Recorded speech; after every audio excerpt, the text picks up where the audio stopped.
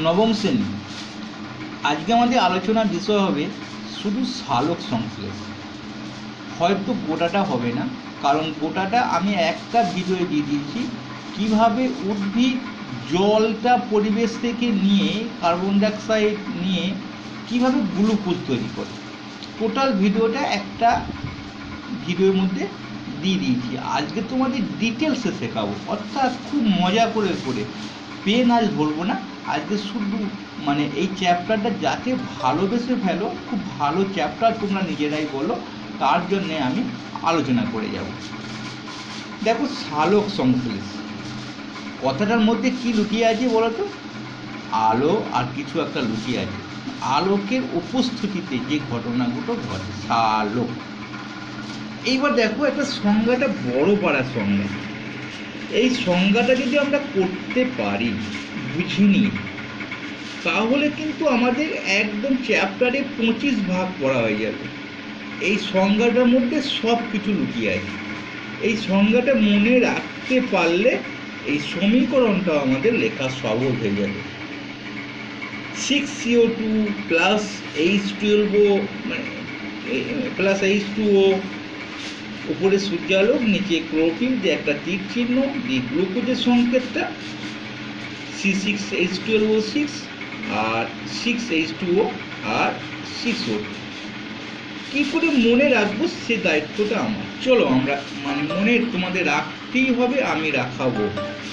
প্রথমে কি বলেছে দেখো, সালোক সংশ্লেষটা কিন্তু একটা শারীরবৃত্তীয় প্রক্রিয়া। মনে রাখবে, অনেক সময় ছোট প্রশ্ন বলে সালোক সংশ্লেষ একটা, সবসময় মনে রাখবে শারীরবৃত্তীয় প্রক্রিয়া। তাই প্রথমেই সংজ্ঞায় দিয়ে দেব, যে শারীরবৃত্তীয় প্রক্রিয়ায় ক্লোরোফিলযুক্ত কোষে, অর্থাৎ সেই কোষেই তো সালোক সংশ্লেষ হবে যেখানে ক্লোরোফিল আছে। উদ্ভিদ মাত্রই হবে না, কারণ উদ্ভিদ যে মাটি ভেদ করে ওঠে সেই উদ্ভিদ। ব্যাঙের ছাতাও তো মাটি ভেদ করে ওঠে, তাহলে কি সে সালোক সংশ্লেষ করতে পারে? আবার অনেক প্রাণী পারে সালোক সংশ্লেষ করতে, তাহলে তারা তো মাটি ভেদ করে ওঠে না। তাহলে বুঝতে পারছি, যেখানে ক্লোরোফিল সেখানেই সালোক সংশ্লেষ। সেই জন্য বলছি ক্লোরোফিল যুক্ত কোষে ঘটনাটা ঘটে। যে শারীরবৃত্তীয় প্রক্রিয়া ক্লোরোফিল যুক্ত কোষে সূর্যালোকের উপস্থিতি এবং ক্লোরোফিলের সাহায্যে। এই দেখ, ওপরে সূর্যালোককে দিয়ে দিয়েছে, নিচে ক্লোরোফিলকে দিয়ে দিয়েছে। তাহলে সূর্যালোক চাই, এরা কি সালোক সংশ্লেষ করা, রান্না করাই আর কি। রান্না করার জন্য উনুন আর কড়াই লাগে, তো একটা সংশ্লেষ করছি।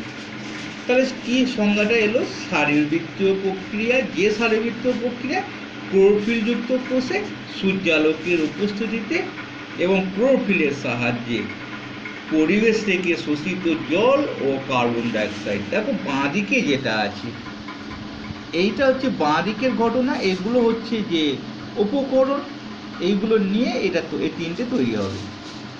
গ্লুকোজ তৈরি হবে, জল তৈরি হবে, অক্সিজেন তৈরি হবে। তাহলে এই কোটা আমরা দেখলাম, সূর্যালোকের উপস্থিতিতে ক্লোরোফিলের সাহায্যে পরিবেশ থেকে জল এবং কার্বন ডাইঅক্সাইডের সাহায্যে 1 অণু গ্লুকোজ, 6 অণু জল, 6 অণু অক্সিজেন তৈরি করে। তৈরি করে কি করে গো? অক্সিজেনকে ত্যাগ করে দেয়। আমরা জানি অক্সিজেন যখন অক্সিজেনকে ত্যাগ করে দেয়, যখন গাছ খাবার তৈরি করে তখন অক্সিজেন ত্যাগ করে, আমরা জানি। আর গ্লুকোজটাকে জমা রাখে। সে কীভাবে জমা রাখে? স্থৈতিক শক্তি রূপে। এটাই তো ঘটনা, সেটাই এখানে লেখা আছে। তাহলে জলকে যখন ত্যাগ করে, অক্সিজেন যখন ত্যাগ করে, ওগুলোর কাজের সময় নিল, আবার জলকে ত্যাগও করলো, তাহলে দেখা যাচ্ছে যে জলকে এবং অক্সিজেনকে ত্যাগ করে দেয়, যে গ্লুকোজটা স্থৈতিক শক্তিরূপে জমা রাখে। কোনো কষ্ট হলো সালোক সংশ্লেষ সংজ্ঞাটা আমি আর একবার বলে দিচ্ছি, যে এটা একটা হচ্ছে জৈবানিক বা প্রক্রিয়া বা শারীরবৃত্তীয় প্রক্রিয়া। যে শারীরবৃত্তীয় প্রক্রিয়ায় ক্লোরোফিলযুক্ত কোষে সূর্যালোকের উপস্থিতিতে ক্লোরোফিলের সাহায্যে, কড়াইটা তো চাই, রান্না করছি না, কি আছে তরকারির মধ্যে? যে জল আছে, পরিবেশ থেকে জল এবং কার্বন ডাইঅক্সাইড নেওয়া হয়েছে কড়াইয়ের মধ্যে। দিয়ে একটা রাসায়নিক বিক্রিয়া গ্লুকোজ সংশ্লেষিত হয় এবং খাদ্য শক্তি আবদ্ধকরণ ঘটে এবং উপজাত বস্তু হিসেবে জল অক্সিজেন ত্যাগ করে। তাকেই বলে আমরা সালোক সংশ্লেষ বা ফটোসিনথেসিস। কোনো কষ্ট আশা করি হলো না। এইবার আমরা যে মজার গল্প আলোচনাগুলো যাব। স্যার সালোক সংশ্লেষ তো বললেন ক্লোরোফিল যুক্ত কোষে ঘটে। হ্যাঁ, কোন কোষে ঘটে? ক্লোরোফিল। এখন আমাদের অনেক কিছু জানতে হবে যে এইখানটা দেখো ডিটেলস কতগুলো ধারণা দিয়েছি। এখানে একটা মানে সালোক সংশ্লেষ স্থান বলেছে। দেখো আমরা স্থান মানে কিন্তু মেসোফিল কলা। তাহলে কোন স্থানে হয়? ক্লোরোফিল যুক্ত কোষে হয়। কোষটা একটু বড় আছে, তার মধ্যে মেসোফিল কলা হচ্ছে আসল স্থান। তাহলে স্থানটা বুঝলাম এবং আরও কিছু দেখব যে অঙ্গ, কোন অঙ্গে উদ্ভিদের হয়? পাতায়। আমি একটা টপিক দিয়েছি, সেই মানে মনে রাখার জন্য সেটা দেখতে পারো সালোক সংশ্লেষের বড় ভিডিওটা। তাহলে স্থান দেখলাম মেসোফিল কলা। আর অঙ্গাণু, কোন অঙ্গাণুতে হয়? ক্লোরোপ্লাস্ট। আর কোন প্রাণী পারে গো? ক্রাইসেমিবা আর ইউগ্লিনা। আর কোন উদ্ভিদ পারে না গো? ছত্রাক আর স্বর্ণলতা। আবার একটা ব্যাকটেরিয়া পারে, সেটা হচ্ছে রোডোসিউডোমোনাস, রোডোস্পাইরিলাম। তা কোন ব্যাকটেরিয়া পারে সেটাও আমরা জেনে গেলাম, আর কোন উদ্ভিদ পারে না সেটাও আমরা জেনে গেলাম। এখন আমরা দেখিনি মেসোফিল কলাটা একবার দেখতে মন হচ্ছে কোন জায়গায়। দেখো উদ্ভিদে যদি আমরা একটা পাতাকে আমরা প্রচ্ছদ করি, এরকম অণুবীক্ষণ যন্ত্রে স্কুলে তোমরা দেখতে পাবে। যে দেখো মেসোফিল কলাটা, পাতার মেসোফিল কলাটা কিন্তু একদম ডিটেলস দেখিয়ে দিয়েছে। কোন দিকে কার্বন ডাইঅক্সাইডটা ঢোকে, বাষ্প কোন দিকে বেরিয়ে যায়, সব মেসোফিল কলায় ঘটে।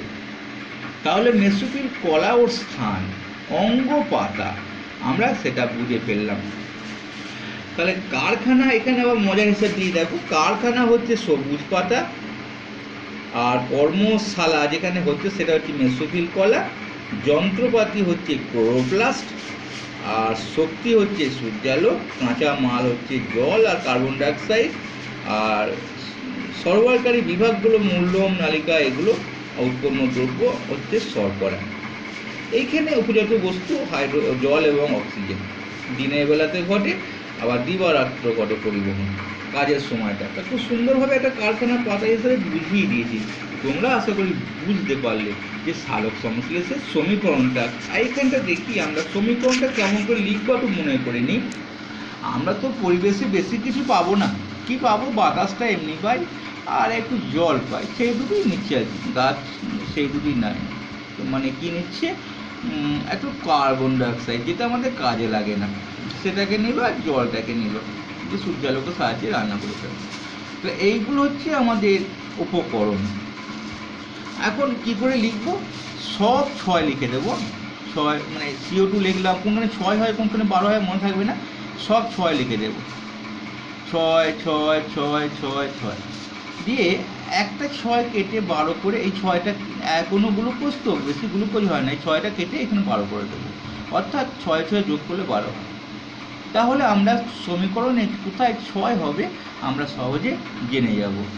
আর যেহেতু সূর্য ওপরেই থাকে, পৃথিবীর ওপর সে সূর্যালোকটাকে ওপরে দেবে, ক্লোরোফিলটা নিচে দেবে। তাহলে আমাদের সমীকরণটা খুব সহজভাবে আমরা লিখতে পারবো এবং সমীকরণ দেখে দেখে বলতে পারবো যে শারীরিক প্রক্রিয়া সূর্যালোক থেকে, সূর্যালোক এবং ক্লোরোফিলের সাহায্যে বাতাস থেকে কার্বন ডাইঅক্সাইড, পরিবেশ থেকে জল, এই নিয়ে যেভাবে গুছিয়ে তুমি লিখতে পারবে সেটাই হয়ে যাবে সংজ্ঞা। অর্থাৎ সংজ্ঞাটা যত বড় করতে পারবে তত তুমি ডিটেলসে বুঝতে পারবে, তত ডিটেলসে ভালো লিখতে পারবে। চলো আমরা শিখে ফেললাম কীভাবে। এবার দেখো আলো তো স্যার ফোটন কণাগুলো এসে সূর্যালোকে ঘুম ভাঙায়।